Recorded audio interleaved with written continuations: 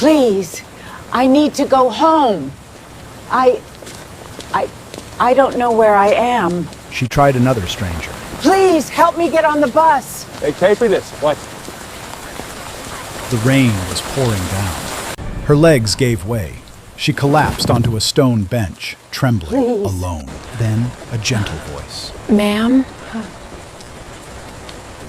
I will take you home. A young black girl knelt beside her. She reached into her pocket.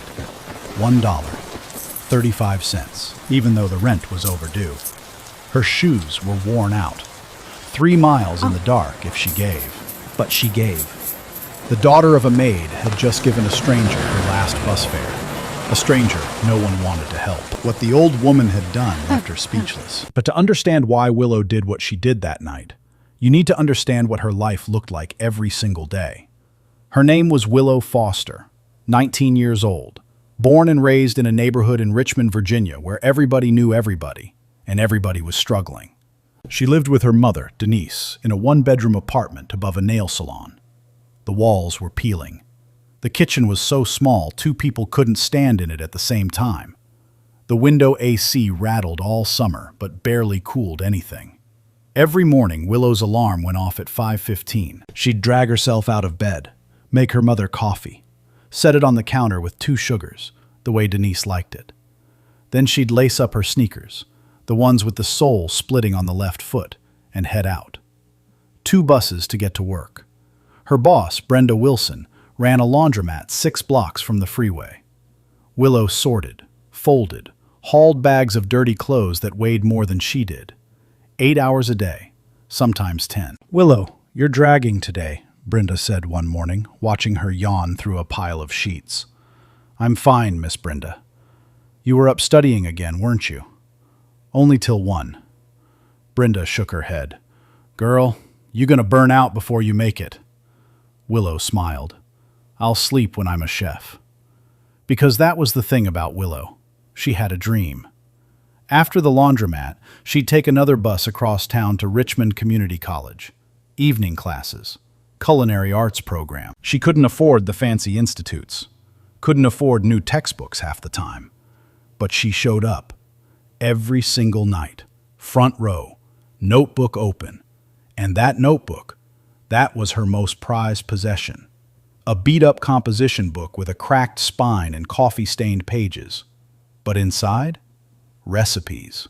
Her recipes. Handwritten. Original. Sweet potato bourbon pie. Brown butter peach cobbler. Lavender honey rolls. She'd sketch plating designs in the margins. Little drawings of how each dish should look on the plate. She'd tear pictures from old magazines in waiting rooms, restaurant kitchens, bakery storefronts, and tape them to her bedroom wall. A vision board made of masking tape and hope. Her instructor, a tired man who'd seen hundreds of students come and go, once stopped by her station during a practical exam. "Foster, where'd you learn to season like that?" "My grandma." "Your grandma taught you brown butter technique?" "No, sir. YouTube taught me that. My grandma taught me to taste with my heart." He stared at her for a second, then nodded. "Don't ever lose that." But dreams don't pay rent, and rent was $1,050 a month. Denise earned maybe $1,400 on a good month. She cleaned 3 houses a day, 6 days a week. Had been doing it for 22 years. Her knees ached. Her hands were rough and cracked. Some nights she came home so tired she fell asleep on the couch, still wearing her work clothes. She never complained. Not once. Not in front of Willow. Willow's laundromat pay covered groceries and her bus pass. Barely. They were 2 months behind on the electric bill. There was a red envelope on the kitchen counter. Final notice that neither of them talked about. It just sat there, like a threat with a stamp on it. One night, Willow came home and found Denise sitting at the kitchen table, staring at a stack of bills. "Mama, you okay?" Denise looked up, smiled, but her eyes were heavy. "I'm fine, baby. Just doing math." "Math?" "The kind where the numbers don't add up." Willow sat down across from her, took the bills, looked through them. "I can pick up extra shifts at the laundromat. No, you need to focus on school. Mama, Willow. Denise's voice was firm, gentle, but firm. I didn't work 22 years on my knees so you could quit school to fold somebody else's towels for the rest of your life. You hear me? Willow didn't argue. She just nodded. But that night, after Denise fell asleep, Willow texted Brenda. Any extra shifts this week? I can come in early. Brenda replied at midnight. Thursday, double. 6 a.m. to 10 p.m. You sure? I'm sure. That was Willow. She didn't complain. She didn't post about it. She just kept moving. Sunday morning, she went to church with her mother. Pastor James Henderson's little congregation on the corner. 30 people in folding chairs. A choir of 6.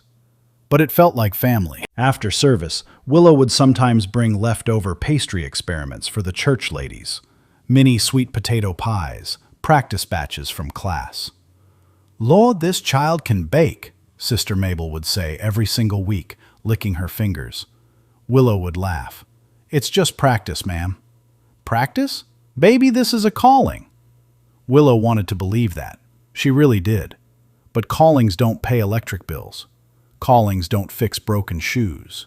Callings don't stop the red envelopes from coming. And some nights, sitting at that tiny kitchen table with her notebook open and her eyes burning at 1 a.m., Willow wondered if wanting something badly enough was actually enough to get it. She never said that out loud. She just set her alarm for 5:15 and kept going. But that Thursday, the one with the double shift, everything was about to change. She just didn't know it yet. That Thursday started like any other. It didn't end like one. Willow pulled a double shift, 16 hours. Brenda's other employee called in sick, so Willow covered the whole floor alone. Sorting, folding, hauling. Her back screamed. Her feet were numb. By the time she locked up, it was past 9. The temperature had dropped hard, an October cold front nobody expected. Rain came sideways. Her phone buzzed. 3% battery. A missed call from her culinary instructor. She'd missed class again. Second time this month. She pulled her jacket tighter. The zipper had been broken since August. 6 blocks to the bus stop on Broad Street. She walked fast, head down. The neighborhood emptied after dark. Streetlights worked on every other block. The ones that didn't left gaps of pure black between the light. She got to the shelter. Cracked plexiglass walls, one flickering light above the bench. And that's when she saw her. An old woman, white, late 70s, maybe older, sitting alone on the bench. Something was wrong. The woman's clothes were too fine for this part of town. A camel-colored wool coat. Expensive, the kind Willow had only seen in magazines. But it was unbuttoned, hanging open in the rain. Around her neck, a pale blue cashmere scarf with a small embroidered crest, a C stitched in gold thread. The scarf was slipping off one shoulder. She hadn't noticed. No purse, no phone, no umbrella. Her silver hair was wet and messy. Her hands trembled in her lap. Her eyes, glassy, unfocused. She was mumbling. The car was supposed to. I told Gerald to send the car. Where is the car? Gerald. She said the name like she was talking to someone standing right next to her, but no one was there. Willow slowed down, watched her. The old woman turned her head, looked at Willow, but it wasn't really looking. It was searching, like she was trying to find something familiar in a stranger's face. Excuse me. Her voice was shaking, but even through the confusion, there was something precise about the way she spoke, measured, like someone used to giving instructions, not asking for help. I'm not sure where my driver went. Not, I need help. Not, I'm lost. My driver. Like she expected one. Willow's chest tightened. She'd seen this before. Her grandmother. The last 2 years before she passed. The wandering. The confusion. Talking to people who weren't there. This woman was having an episode. Ma'am, Willow said softly, do you know where you are right now? The old woman blinked. I'm at the hotel, aren't I? No, ma'am.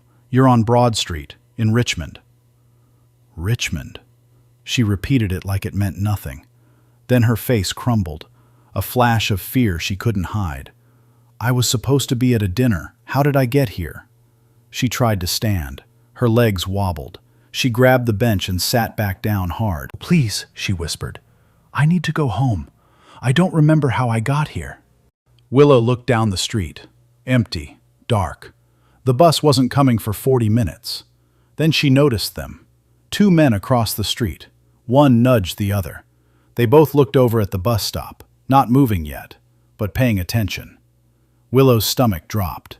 An elderly woman, confused, expensive coat, alone at a bus stop at night in a neighborhood where things went missing after dark. This was not safe. She had $1.35 in her pocket, her bus fare. If she used it, she was walking home. 3 miles, in the rain, in the dark, in shoes that were already falling apart. She had to be at the laundromat at 6 in the morning. Her phone was about to die. Every logical part of her brain said, "This is not your problem. You're exhausted. You're broke. You can't fix this." But the old woman's hands were shaking, and her eyes, those scared, lost eyes, reminded Willow of her grandmother. Sitting in the living room at 2 a.m., asking where her husband was. Her husband who'd been dead for 6 years. Willow couldn't walk away from that. She sat down on the bench, close enough to be comforting, not so close it felt invasive. "Ma'am, my name is Willow. I'm going to stay right here with you, okay?" The old woman looked at her. Really looked at her this time. Something in her face softened. "Okay," she whispered. Behind them, on the cross street, a black Lincoln town car rolled slowly through the intersection. Its headlights swept across the bus stop for just a moment. Then it turned the corner and disappeared. Willow didn't notice it. But that car was looking for the woman sitting right next to her. What Willow did next, she did without thinking. And that's exactly what made it matter. "Ma'am, can you walk?" Eleanor looked at her legs like she wasn't sure they belonged to her. I think so." "Okay, take my arm, nice and slow." Willow stood, held out her hand. Eleanor gripped it hard. Her fingers were ice cold. Willow pulled her gently to her feet. Eleanor swayed. Her knees buckled. Willow caught her, wrapped one arm around her waist to steady her. "I've got you. I've got you." They stood like that for a moment. A 19-year-old black woman in a damp work uniform, holding up a 79-year-old white woman in a designer coat. In the rain. At a bus stop. In the dark. Nobody else around. Nobody coming to help. Willow buttoned Eleanor's coat with one hand, adjusted the cashmere scarf, noticed the little gold C on the crest, but didn't think anything of it. She pulled the scarf snug around Eleanor's neck so the rain wouldn't soak through. "There, that'll keep you warmer." Eleanor looked at her. Something flickered in her eyes. Not just gratitude, surprise. Like she wasn't used to being helped by someone who had so little. Like she was trying to understand why this young woman was still standing here. "Thank you," Eleanor whispered. "I don't even know your—" "Willow. My name's Willow." The rain wasn't letting up. Willow glanced at the 2 men across the street. One of them had taken a step closer. The other one pushed off the wall. Time to move. "Ma'am, there's a gas station 1 block that way. Open all night. Let's get you inside where it's warm. Can you make it?" "I'll try." They walked, slowly, arm in arm. Eleanor's steps were unsteady. Every few feet she'd stop and catch her breath. Willow matched her pace. Didn't rush her. Didn't pull. The rain hammered them. Willow's jacket was soaked through. Water ran down her face into her collar. Her sneakers squelched with every step. The left sole flapped against the pavement like it was about to give up entirely. Halfway there, Eleanor stopped. "I'm slowing you down." "You're fine, ma'am." "You should go home. You'll catch a cold out here." "I'm not leaving you out here alone. Come on, we're almost there." They made it to the gas station. Fluorescent lights humming, a bored attendant behind bulletproof glass. Not much, but it was dry. It was warm. Willow sat Eleanor down on the plastic chair by the coffee machine. Eleanor sank into it, exhausted, Her eyes were still foggy but a little clearer now. The warmth was working. Willow looked at the prices on the board behind the counter. Hot tea, $1.25. She reached into her phone case. The emergency dollar. The one Denise had tucked in there months ago and said, "Don't spend this unless your life depends on it." Willow looked at the crumpled bill, looked at Eleanor, looked at the bill again. She unfolded it, added a quarter from deep in her jacket lining, change she'd forgotten about. She bought the tea, handed it to Eleanor with both hands. "Here, ma'am, small sips. It's hot." Eleanor wrapped her fingers around the cup. The warmth hit her, and she closed her eyes. For a moment, she just breathed. Her shoulders dropped. The tension in her face loosened. "Thank you." Her voice was steadier now. "You didn't have to do this." "Yes, I did." "No, you really didn't." Eleanor opened her eyes, looked straight at Willow. "Why are you helping me? You don't even know me." Willow didn't hesitate. "Because you needed it." Like that was the simplest answer in the world. Because to her, it was. The tea was working. Eleanor's hand stopped shaking, her eyes focused. She sat up straighter. The fog was lifting. "I was supposed to be at a dinner," she said slowly. "At the hotel. I remember getting dressed. I remember the car picking me up. And then I was at that bus stop. I don't know what happened in between." "That's okay, ma'am. We don't need to figure that out right now. We just need to get you home safe." "Home." Eleanor said it like she was trying to remember where that was. Then quieter. "Yes, home. Do you remember an address, a phone number, anyone I can call?" Eleanor frowned, concentrated hard, then shook her head. "It's all in my phone.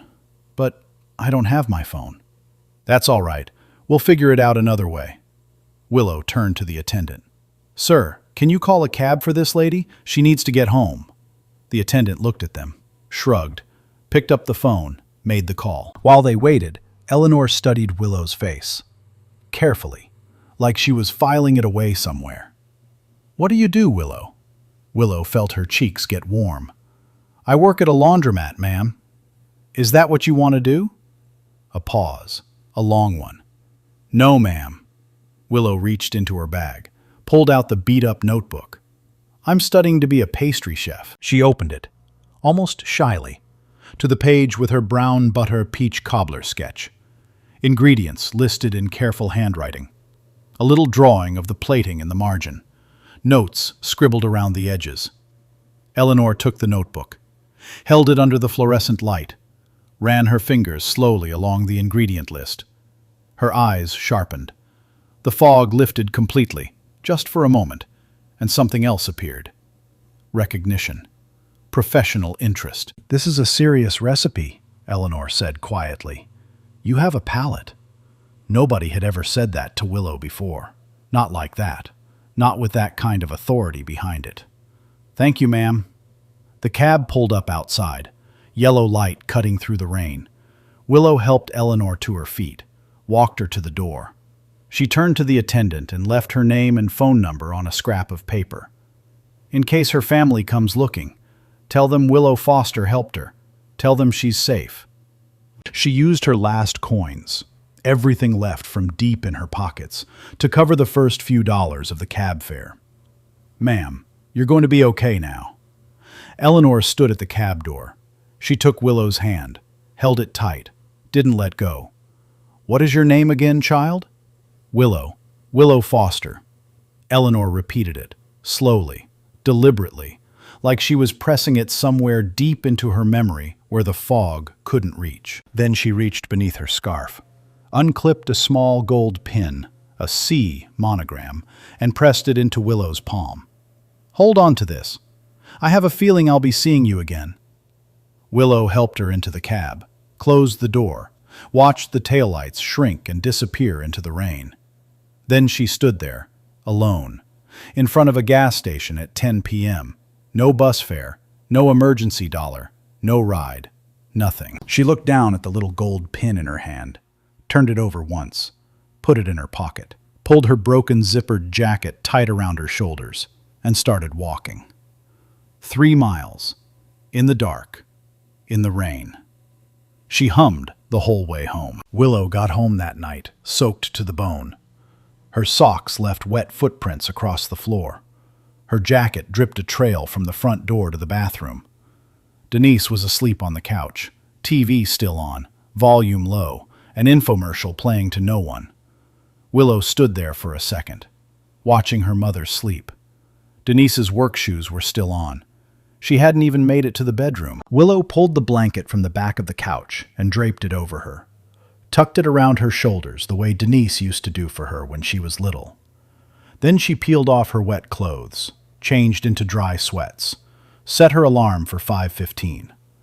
Before she lay down, she reached into her jacket pocket, pulled out the gold pin. It was heavier than she expected. Small, no bigger than a thumbnail, but solid.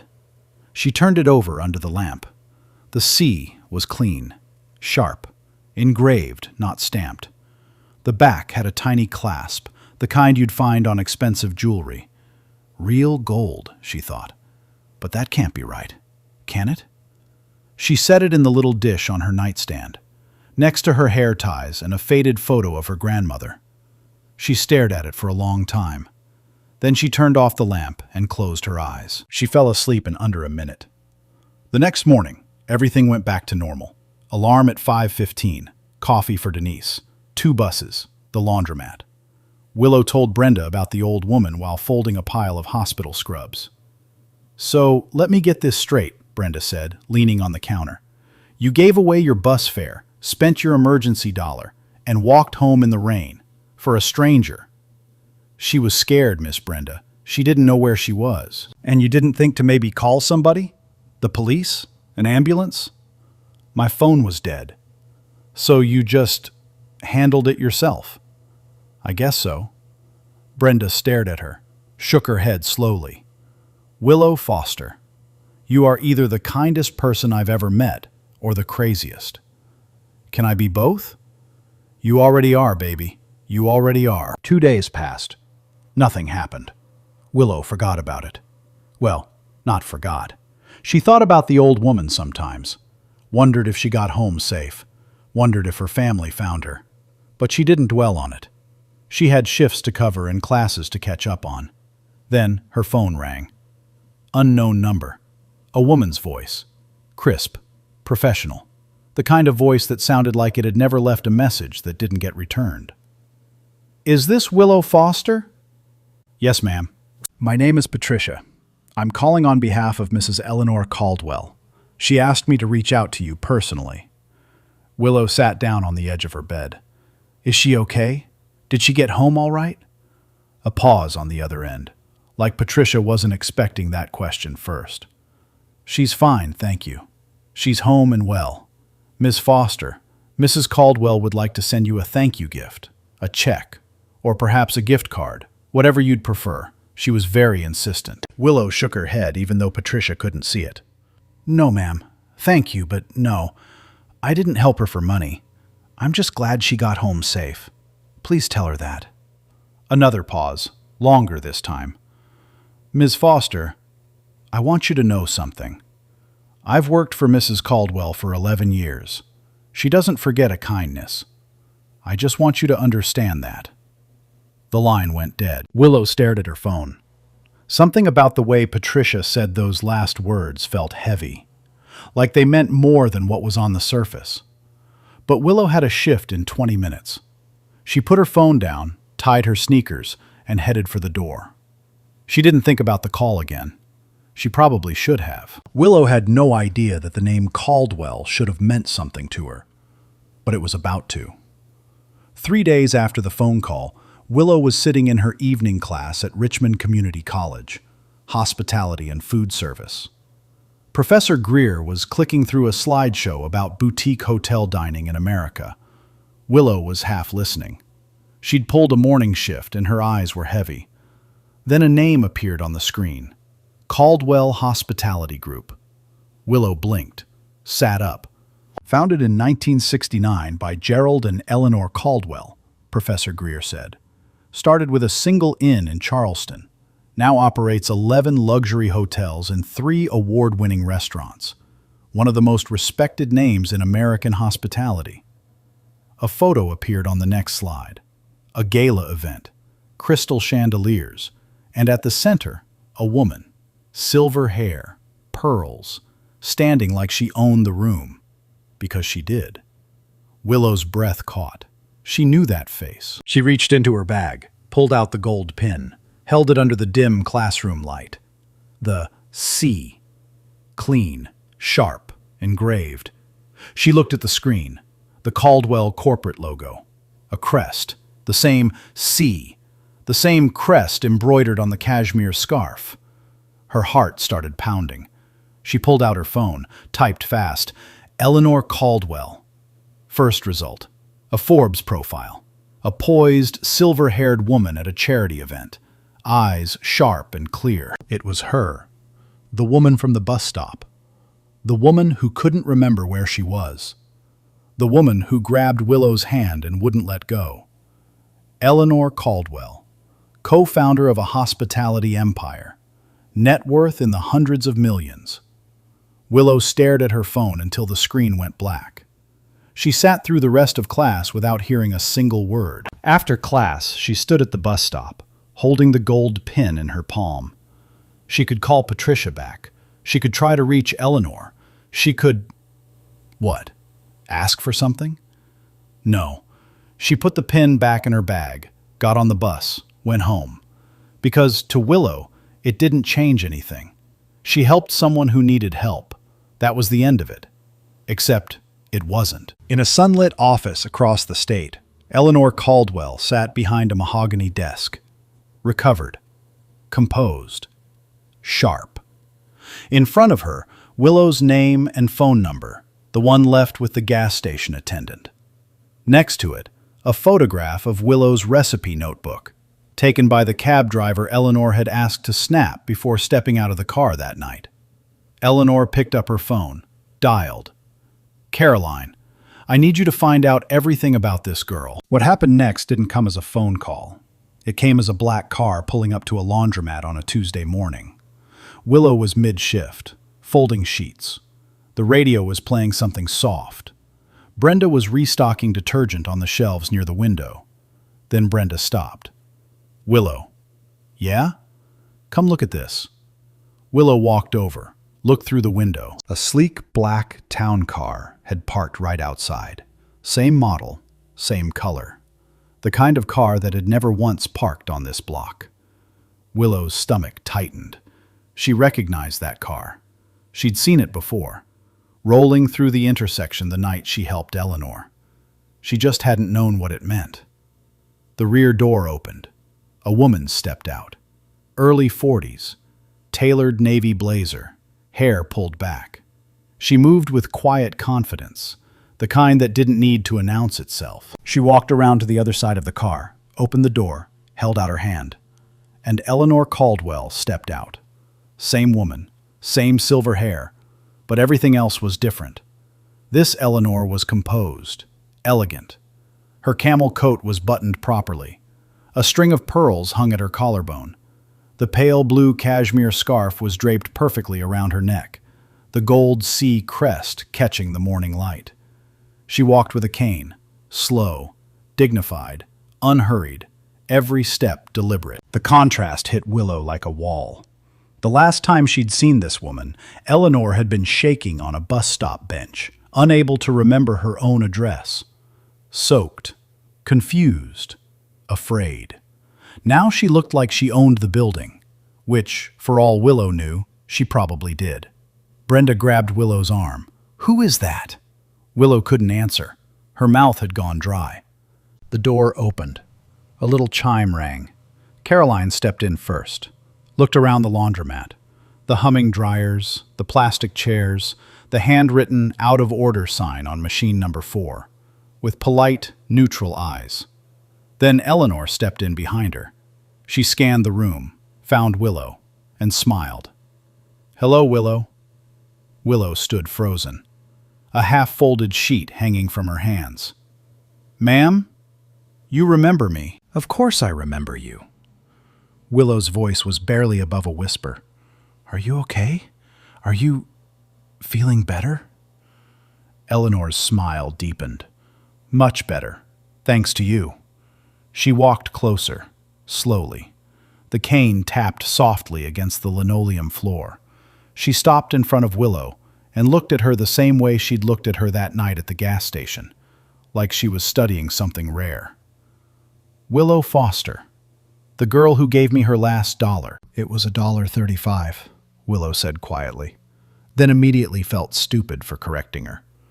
Eleanor laughed, a real laugh, warm and surprised. Caroline stepped forward, extended her hand. "Miss Foster, I'm Caroline Caldwell Moore, Eleanor's granddaughter. I manage operations for Caldwell Hospitality Group." Willow shook her hand. Her own palm was damp from the laundry. She wiped it on her uniform first. Caroline didn't seem to notice, or if she did, she didn't care. "I don't understand," Willow said. "How did you find me?" "You left your name and number with the gas station attendant," Eleanor said. "And you told the cab driver, too. You made sure someone could find you if my family came looking." She paused. "Most people wouldn't have thought of that." "I just wanted to make sure you got home safe." "I know. That's why we're here." Brenda was standing behind the counter with her mouth open. She looked at Willow, then at Eleanor, then back at Willow. "Willow, baby." Her voice was tight. "Do you know who this woman is?" Willow looked at Eleanor, then at Brenda. "She's the lady from the bus stop." And that, the simplicity of that answer, was what made Eleanor's eyes fill with tears. Not sadness, something deeper, something she hadn't felt in a long time. Caroline cleared her throat gently. "Miss Foster, perhaps we could sit down somewhere and talk." Brenda didn't wait to be asked. She walked to the front door, flipped the sign from open to closed, and locked it. "Y'all sit. I'll make coffee." "Miss Brenda, you don't have to." "Girl, sit. Down." They sat in the plastic chairs by the window. Eleanor, Caroline, Willow. Brenda brought over 4 cups of instant coffee in mismatched mugs. Eleanor took a sip, set the mug down, folded her hands over the top of her cane. "Willow, I need to tell you something." Her voice was steady, clear, not a trace of the confusion from that night. "I have early-stage cognitive episodes. They come and go. That night I wandered away from a dinner event at one of our hotels here in Richmond. My driver was circling the block looking for me. By the time he found the bus stop, we were already gone." She paused. "I was disoriented, frightened, in a part of the city I didn't know. It was dark, it was raining, and no one would help me. I asked. They walked away." Her voice tightened. "And then a girl, a young woman, who had nothing, sat down beside me, gave me her bus fare, gave me her last dollar, walked me to safety, bought me tea, called me a cab, left her name in case my family came looking, and then walked 3 miles home in the rain." She reached across and took Willow's hand. "I have been in rooms with senators, CEOs, people who control budgets larger than some countries. In 50 years of business, the most generous act I have ever received was from a 19-year-old girl who works in a laundromat and dreams of being a pastry chef." Willow didn't know what to say. She held Eleanor's hand and stared at the floor. "You were cold, ma'am," she said finally, very quietly. "That's all." Eleanor squeezed her hand. A tear slid down her cheek. Brenda was crying into a dish towel behind the counter. Nobody spoke for a long time. The dryers hummed, the coffee got cold, and something in that small, ordinary laundromat shifted, quietly, permanently, into something extraordinary. Eleanor hadn't come to the laundromat just to say thank you. She came with something much bigger. She nodded to Caroline. Caroline reached into a leather folder and pulled out a small stack of documents, set them on the folding table between the mismatched coffee mugs. "Willow," Eleanor said, "I didn't come here to offer you charity. I came here because I saw something in you that night, something I've spent 50 years looking for in people." Willow's hands were shaking. She pressed them flat against her knees to stop it. "I looked at your recipe notebook in that gas station. I asked the cab driver to photograph a page before I got out of the car. I had my culinary director review it the next morning." Eleanor paused. "He said the same thing I did. You have a palate. A real one. Raw. Untrained. But real." Caroline opened the folder, slid a printed letter across the table toward Willow. "Ms. Foster, here's what we'd like to offer you." She laid it out. 3 parts. Clear. Specific. First, a full culinary scholarship to the Caldwell Culinary Institute in Charleston, South Carolina, one of the most respected programs in the Southeast, affiliated directly with Caldwell Hospitality Group. Tuition, housing, supplies, a monthly living stipend. Total value, over $120,000. Willow stared at the number. Her lips moved, but no sound came out. Second, upon completion of the program, a paid apprenticeship under Chef Dominic Bellamy, head chef at the Caldwell Grand Hotel's signature restaurant. One of only 12 apprentice positions offered each year, normally reserved for graduates of top-tier culinary schools with years of experience. Third, a $50,000 small business seed grant, administered through the Caldwell Foundation, to be used toward opening her own bakery or cafe, whenever she was ready. No deadline, no pressure. The laundromat was completely silent. Even the dryers seemed to hold their breath. Willow looked at the documents, then at Caroline, then at Eleanor. "I don't—" Her voice cracked. She swallowed, tried again. "I don't understand. Why? Why me?" Eleanor leaned forward on her cane. "Because I sat on that bench and watched 6 people walk past me. 6. Some of them looked right at me and kept going. One man pulled his arm away when I reached for him." Her voice was quiet but steady. "And then you came. You had nothing, Willow. Less than nothing. And you gave it all away without a second thought." She tapped the documents with one finger. "I've funded scholarships for 30 years. I've written checks to institutions and foundations and programs. But I have never once hand-delivered an offer to someone's workplace. You are the first." Willow pressed her palms against her eyes. Her shoulders rose and fell.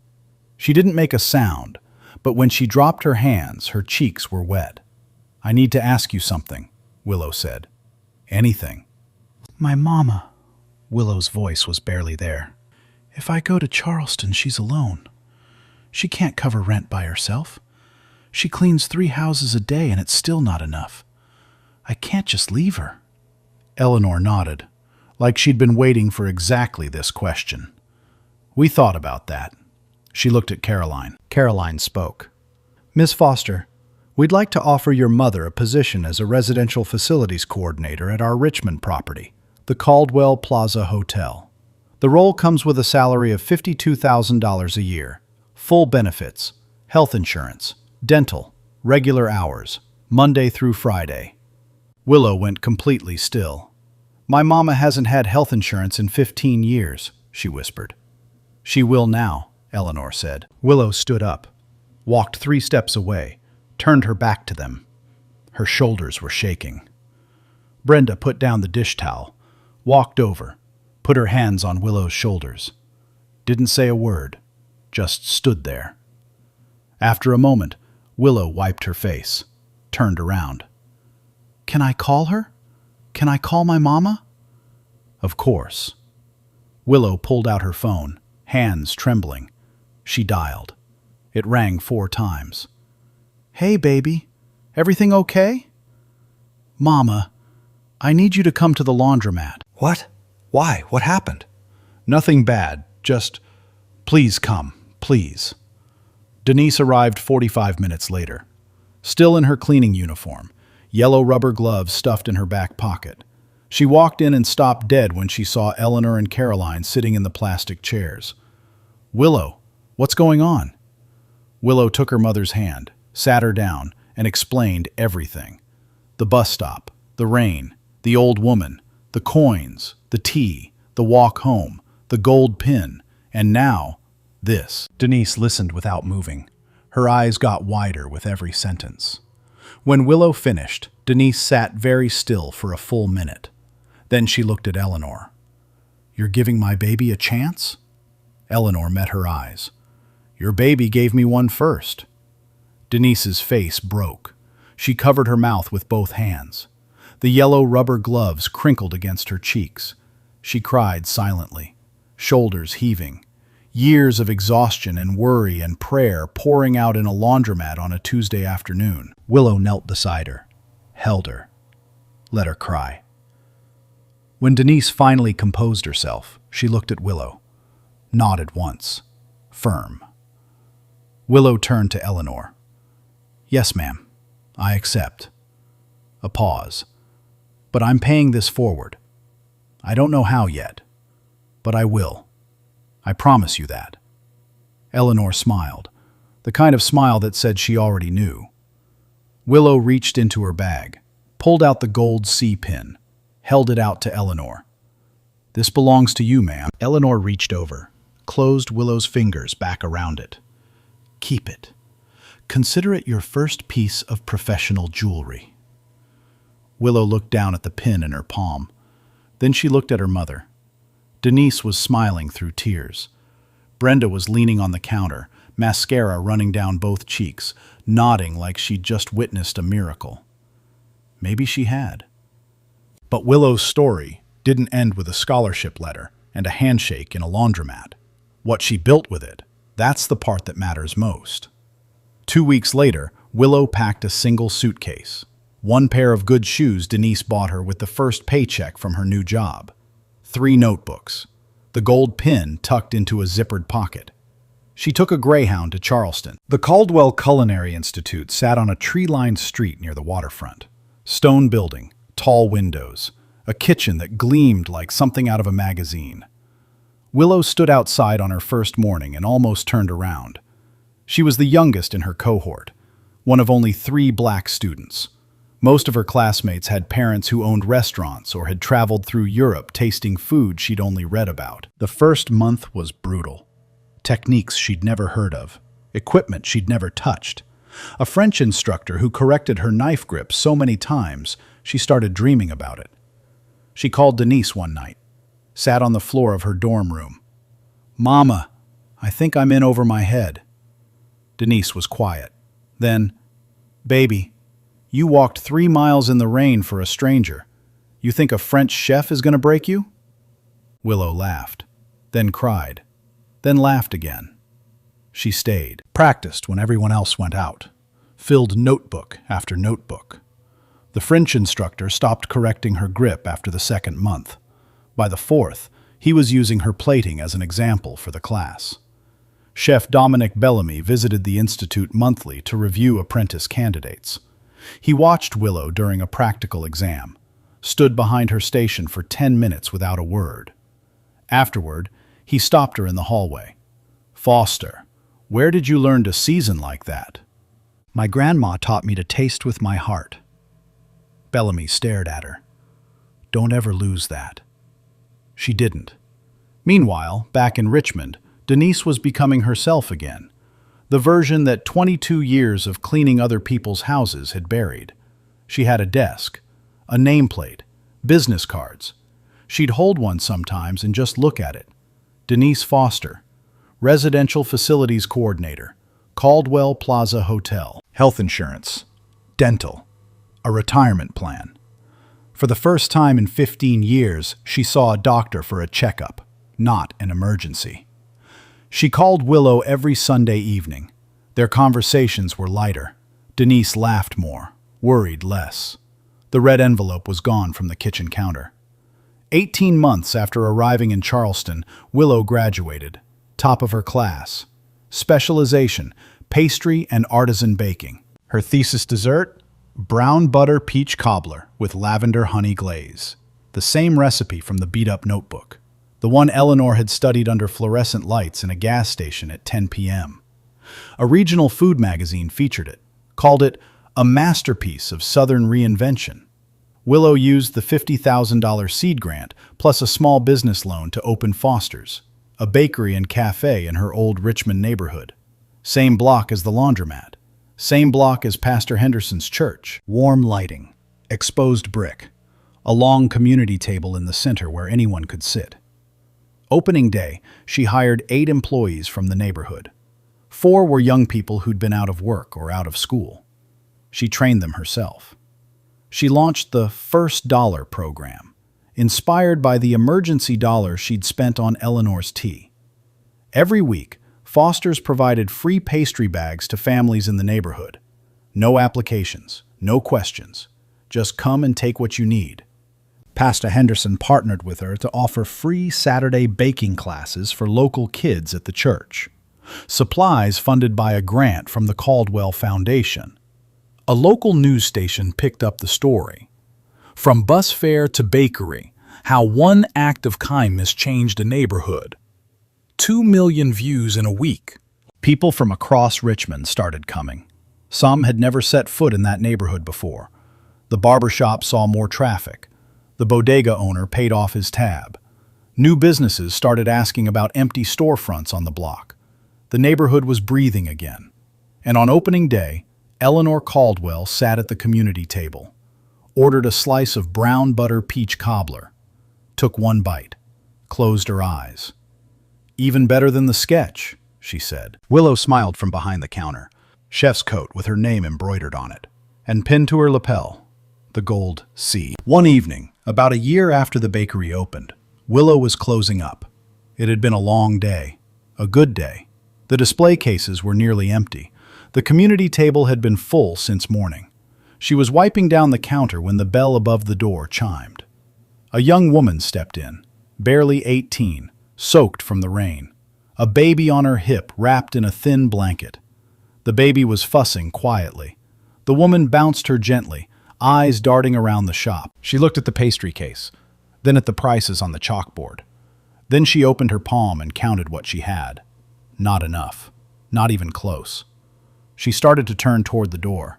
"Hold on," Willow's voice, calm, gentle, the same tone she'd used at that bus stop a lifetime ago. "Don't leave yet." The young woman froze. "I'm sorry, I don't have enough. I was just—" "Sit down." "Ma'am, I can't." "Sit down, please." The woman hesitated.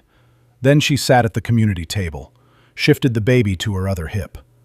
The baby grabbed a fistful of her shirt and held on. Willow disappeared into the back, came out with a full bag, brown butter peach cobbler, lavender honey rolls, a container of soup from the cafe menu, a small carton of milk. She set it all on the table in front of the young woman. "On the house." The woman's eyes filled. "Why?" Willow smiled. "Because someone did this for me once, and it changed my life." She went to the coffee machine, made a cup of hot tea, set it down next to the bag. "Take your time. Warm up. Feed your baby. You're safe here." The young woman looked at her, then at the food, then at her baby.